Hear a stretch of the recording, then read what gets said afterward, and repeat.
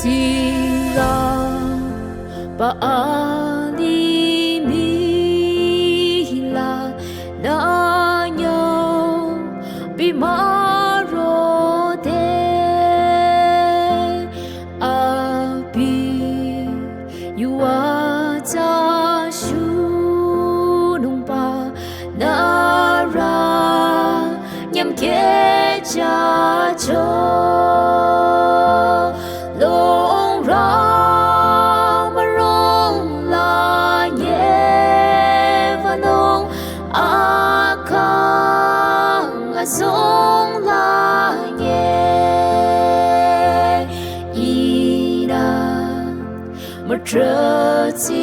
Tsingrang Ningla Khrista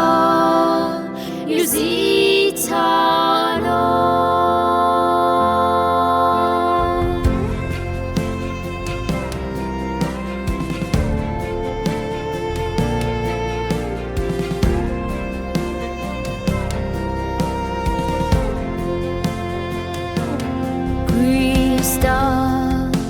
Dikehrü akhang la shuta kenyang male choke cholama ki mengu dahi isakala Longrah mürung lanye wünung akhang azung lanye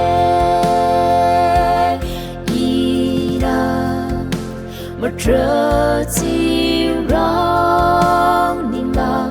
Khrista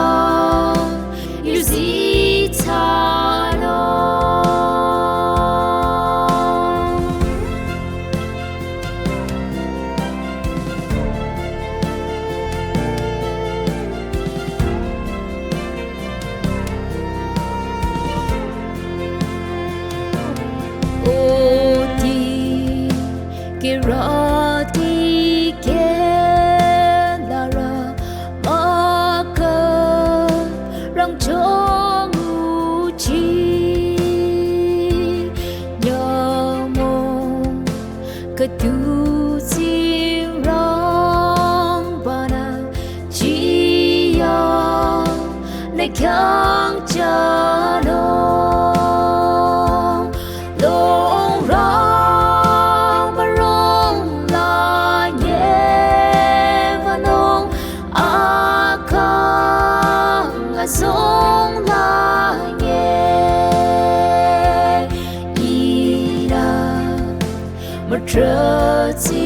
Tsingrang Ningla Khrista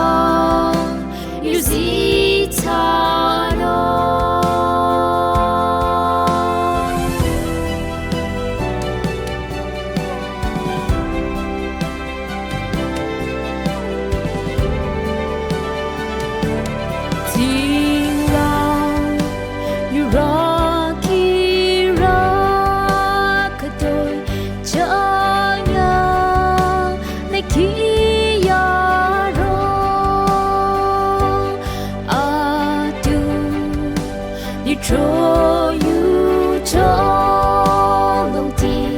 dara cha thi ya le mata mati ke chang ka chi sana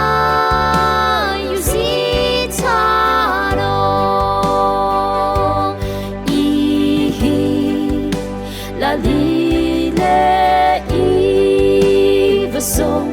cả nhà